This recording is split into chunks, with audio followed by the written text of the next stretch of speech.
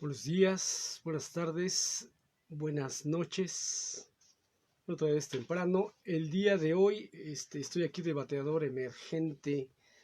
Nadie se anotó para la charla de las 4 de la tarde, así que esperamos que pronto se anoten alguien más para leer con nosotros. En esta tarde voy a leer Imaginar al vampiro. La palabra vampir aparece en letra impresa en Alemania a principios del siglo XVIII, para designar algo tan dudoso y tan insano como un cadáver que abandona su tumba por las noches para succionar la sangre de los vivos y prolongar así su incierta existencia. Aunque conocemos el nacimiento de esta palabra, no podemos, sin embargo, precisar su origen como figura del imaginario, pues su rastro va ramificándose y perdiendo en diferentes culturas de la antigüedad. No es el vampiro, como suele creerse, una invención puramente literaria. Podemos rastrear sus huellas remontándonos desde las creencias religiosas más arcaicas de los sumerios, griegos y hebreos hasta las supersticiones populares que de los países eslavos se extendieron desde Grecia y el Islam hasta China y Malasia.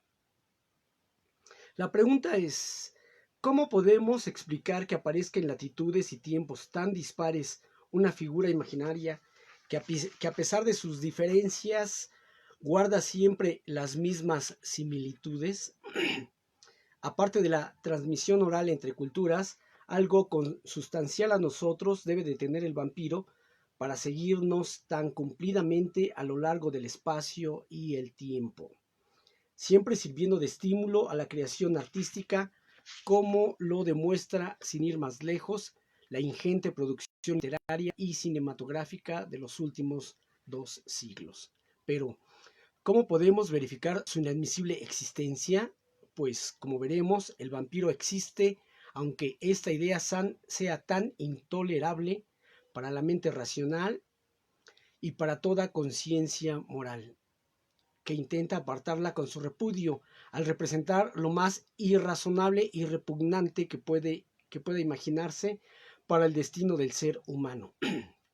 Sin embargo, es precisamente ahí donde radica todo el impulso de su resbaladiza existencia, pues todo aquello que la razón y la moral condenan es precisamente lo que lo hace tan atractivo para la imaginación.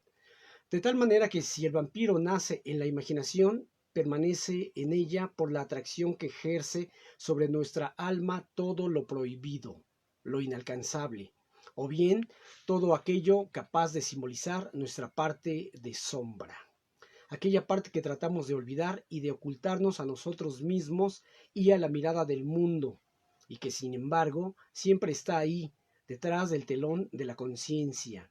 Aunque nos cueste aceptarlo, el vampiro vive dentro de nosotros.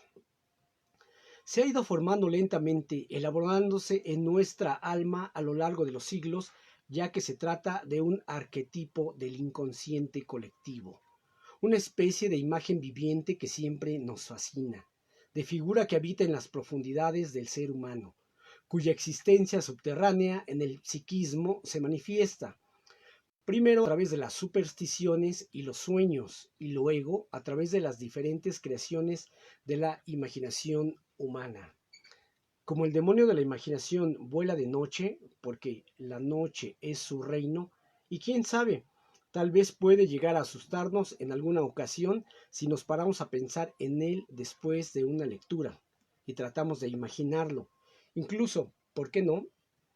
Puede que se nos aparezca una noche cualquiera mientras dormimos y rozamos con su tacto frío mientras soñamos, cuando ya se ha apagado la luz de la razón y estamos a merced del sueño y la sombra cobra vida. La genealogía del vampiro alcanza los más remotos e inmemorial hacia el 600 a.C. Tze-Chan refiere que un hombre muerto puede convertirse en un demonio temible y acechante si su alma rehúsa salir del cuerpo.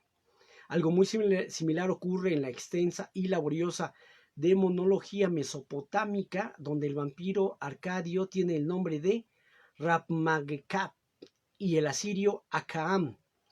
Abundan los testimonios de encantamientos protectores y de talismanes contra su influencia demoníaca. R. Campbell Thompson recorre ciertas imprecaciones sobre 7 fantasmas que atacan los hogares y se ensañan con los hombres y derraman su sangre como la lluvia y devoran su carne y chupan de sus venas.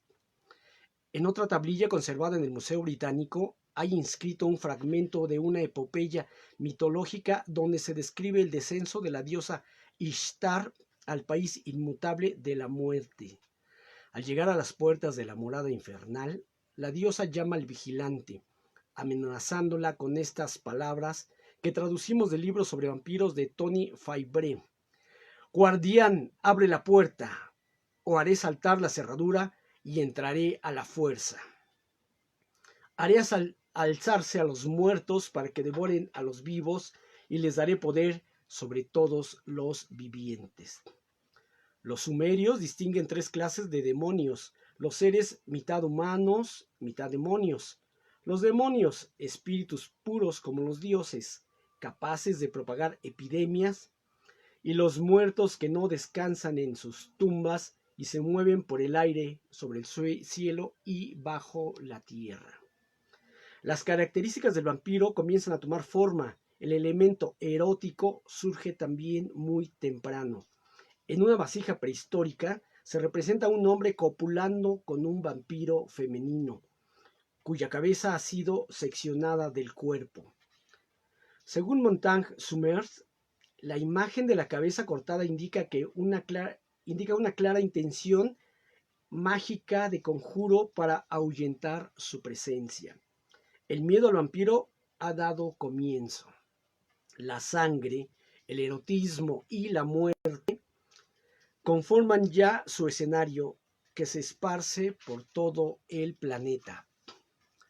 No cuesta reconocerlo en la tradición hebrea, a través de las visitas nocturnas de Lilith y sus hermanas, una figura que merece un especial interés porque en el nexo entre la demonología babilónica y hebrea, y también entre la judía y la cristiana, Lilith es un poderoso demonio alado de cabellos largos y serpentinos, cuyo cuerpo desnudo y sensual a veces acaba en forma de serpiente. Como la Melusina medieval, según la tradición rabínica, Lilith fue la primera mujer de Adán. Tras una violenta disputa con él, en un ataque de ira, lo abandona Yahvé. Yahvé envía a 3 arcángeles para hacerle volver al redil, pero ella se niega a obedecer y se rebela contra él. Entonces, Yahvé la condena a convertirse en un demonio nocturno volador que tiene que alimentarse de sangre. Según algunas etimologías, su nombre en hebreo procede de la palabra babilónica Lilitú, que a su vez es probable que se deba su procedencia a raíces sumerias aún más antiguas como Lalú, que significa lujuria, o Lulú, desenfreno, lo cual no es nada extraño, pues es lasciva con los hombres y suele robar los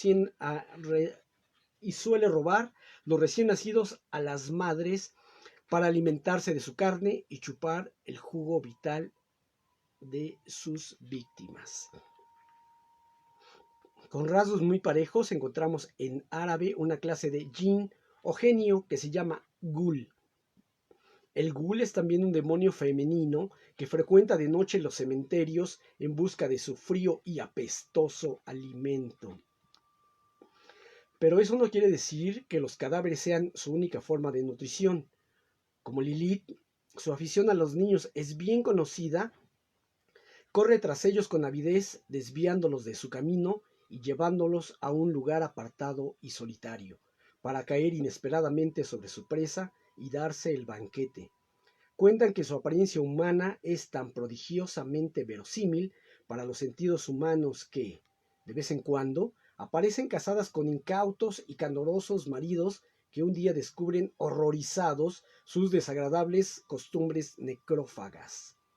En Occidente el Ghul nos es familiar por la historia de un príncipe oriental que relata Sherezada en su quinta noche. Igualmente viciosos y repulsivos son los espíritus malignos de China. Dicen que ofenden los sentidos y pueden producir la muerte o la locura. Los peores son los vampiros Xiang-Shi. Animan cadáveres y evitan su descomposición, pero solo ellos poseen el poder de formar un ente completo y de reavivarlo a partir de una calavera o de unos cuantos huesos medio podridos. Tienen los ojos enrojecidos, llameantes, garras afiladas y el cuerpo ligeramente cubierto de un pelo pálido y verdoso. El melancólico Pu Xunlin nos dejó en 1679 en su Liao Chai, quizá el mejor cuento de vampiros chino.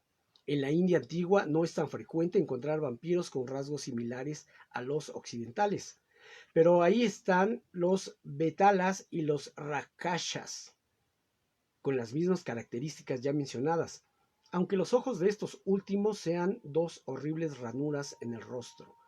Seguramente ambos monstruos son emanaciones de la diosa Kali, que con una espada en una mano y una cabeza chorreando sangre en la otra, es la portadora de la violencia, el terror y sobre todo la muerte, tal como indica su poco agradable collar de calaveras humanas que pende sobre sus oscuros pechos.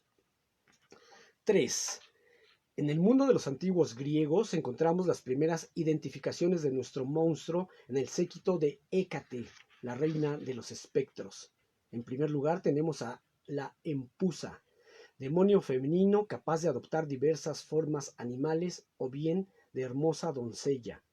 Bajo esa última apariencia, solía visitar a los hombres dormidos y acostarse junto a ellos para morderlos mientras duermen y chupar y beber su sangre, provocándoles la muerte.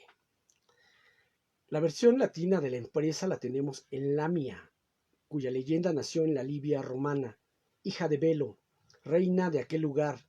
Fue la tentación de Zeus, que acabó cediendo a sus encantos y teniendo varios hijos con ella, de los que solo se salvaría Escila, pues Hela los mató a todos, poseída por los celos. Esta crueldad de los dioses del Olimpo determina el destino de Lamia, hacia el lado más oscuro y maléfico que ha aprendido de sus dioses. Aunque al contrario de lo que sucede con los dioses, que pueden pasar de un estado de ser a otro con total autonomía, los seres como Lamia están aprisionados en un único patrón de comportamiento que solo puede representar lo monstruoso. Refiere también la leyenda de Zeus, que Zeus probablemente en un rasgo de tierna piedad le concedió el don de sacarse los ojos de sus cuencas para seguir viendo mientras dormía, pero lo malo era cuando no dormía.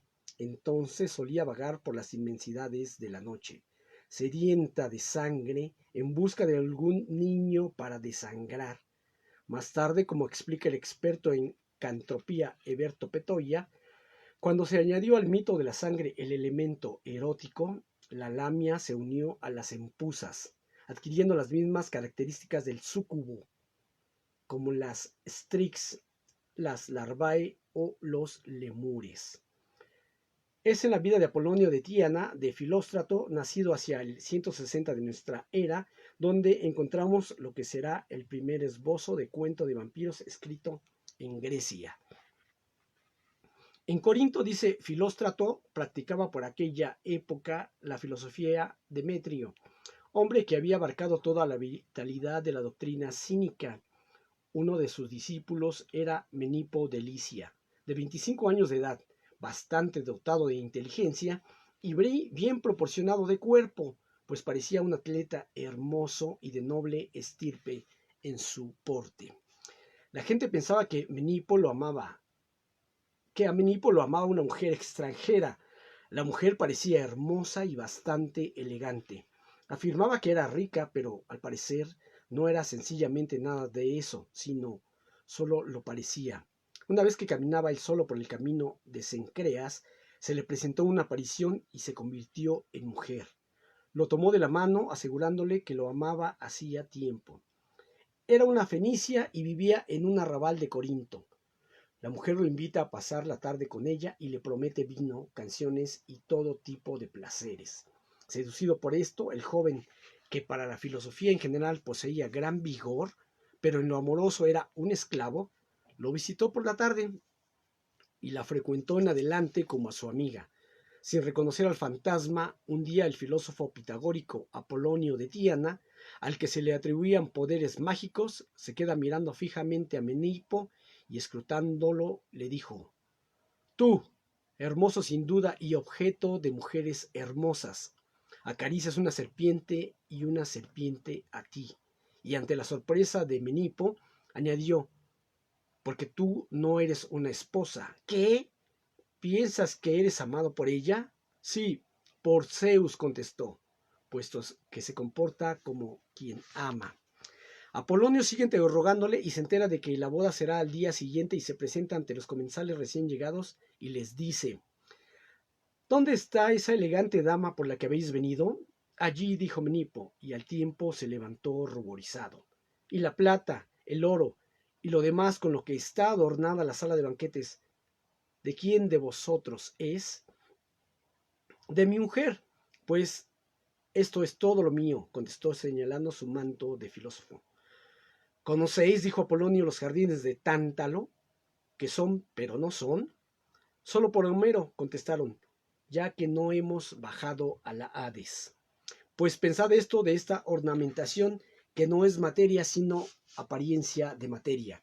Y para que sepáis lo que quiero decir, la buena novia es una de las empusas, a las que la gente considera lamias o mormolicias. Esas pueden amar y aman los placeres sexuales, pero sobre todo la carne humana, y seducen con los placeres sexuales a quienes desean devorar. Y ella dijo: deja de decir cosas de mal agüero y márchate. Y daba la impresión de estar irritada por lo que oía. No obstante, cuando las copas de oro y todo lo que parecía de plata demostraron ser cosas vanas y se desvanecieron ante sus ojos, los escanciadores, cocineros y toda la servidumbre de este jaez se esfumaron al ser refutados por Apolonio. La aparición pareció echarse a llorar y pedía que no se la torturase ni se la forzara a reconocer lo que era. Al insistir Apolonio y no dejarle escapar, reconoció que era una empusa y que cebaba de placeres a Menipo, con vistas a devorar su cuerpo, pues acostumbraba a comer cuerpos hermosos y jóvenes porque la sangre de estos era pura. Hasta aquí el tercer capítulo de este hermosísimo libro. Se llama El vampiro, de editorial Ciruela. Y bueno, trae muchos cuentos, pero esta introducción de la visión del vampiro, pues nos abarca unos 10, 12, varios capítulos más, hasta antes de entrar en los cuentos que tiene de Polidori, de Etta Hoffman, de Edgar Allan Poe, de Gautier, de Tolstoy, de Riemer, de Charles Baudelaire, de Le Fanu, de Bram Stoker, obviamente, de M.R. James, de Horacio Quiroga, de Crawford y E.W. Benson. Entonces es una colección hermosa de vampiros. En otra ocasión les relataré los siguientes textos. Están invitados todos a participar en las lecturas en voz alta para sobrevivir, para sobrellevar la cuarentena antes del apocalipsis y de que este mundo desaparezca. Saludos, gracias Víctor, Seda Roja, por supuesto, son vampiros, y Adriana lo está viendo. Saludos a todos quienes se conectaron. Buenos días, buenas tardes, buenas noches y adiós.